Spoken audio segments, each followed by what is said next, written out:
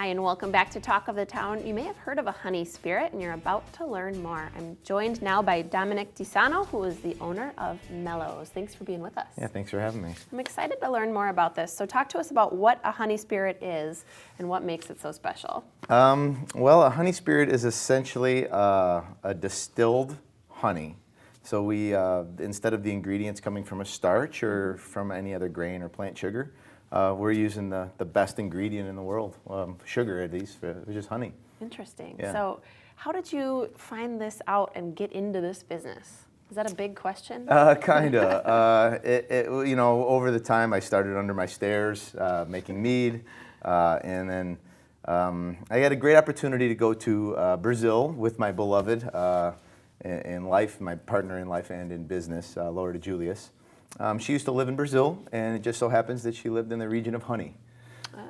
We have a small, very modest meadery there called Melvino, and they just kept bringing me honey. So I started making mead there. So we have a lot of mead, and essentially, I'm like, what do I do with all this mead? You know, and we decided to start distilling it. What I discovered is it's a really great spirit. Wow, yeah. Interesting story. I sort of got lost in your story. I forgot I have more questions for you. Yeah. But let's talk about the long-term vision for honey spirits. Well, the long-term vision, it's a two-part question or answer. I would love to see honey spirits essentially become a staple in the spirit world, I guess. I feel that the bees need the recognition, and this is an alcoholic beverage that needs a creature. In order for us to have that alcohol, we have to have that creature flourish.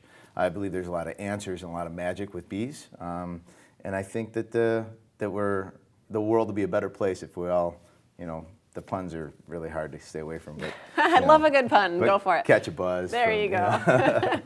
So, I love it. yeah. Let's talk about supporting bees and how you can support bees and why that's important. Yeah, great question. So supporting bees to me starts, first thing is awareness.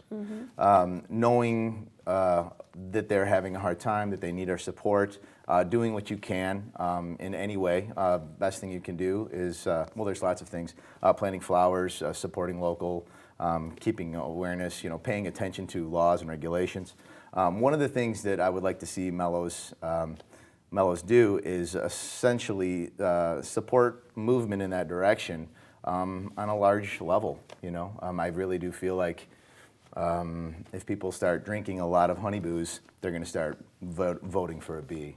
I love it. Yeah. What a neat, unique story. It all Yeah. sort of comes together. Yeah. Let's talk a little bit about how to enjoy Meloz honey spirit.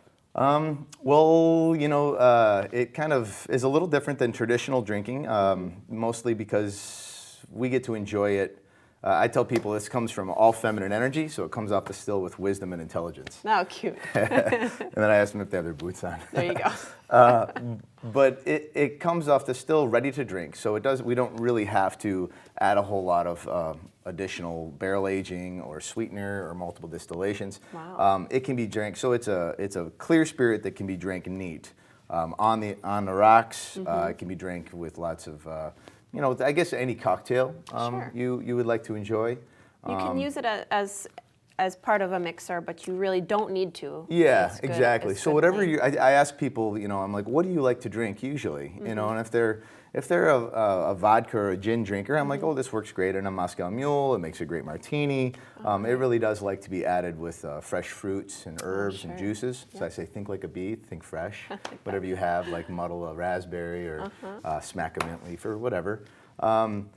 And then the other side, it can just be drank. It appeals to whiskey drinkers as well. Sure. It's not brown, and they don't kind of get it. They're like, I don't, you know, but it's very drinkable. So I say instead of buying 2 bottles of booze, you can buy 1.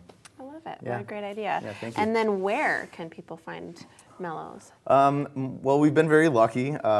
We've been open about 6 months, and I can't remember the number, but we're mostly Madison and Milwaukee, and then we have some northern like Kaukauna, and we're down in Janesville and Beloit. But like Woodman's, Festival Foods, Hy-Vee's, and then some of the local cocktail bars and restaurants. Yeah. I feel like, I tell people, I'm like, we should be everywhere. So, you know, if you go to the bar, be like, you should have it, you know.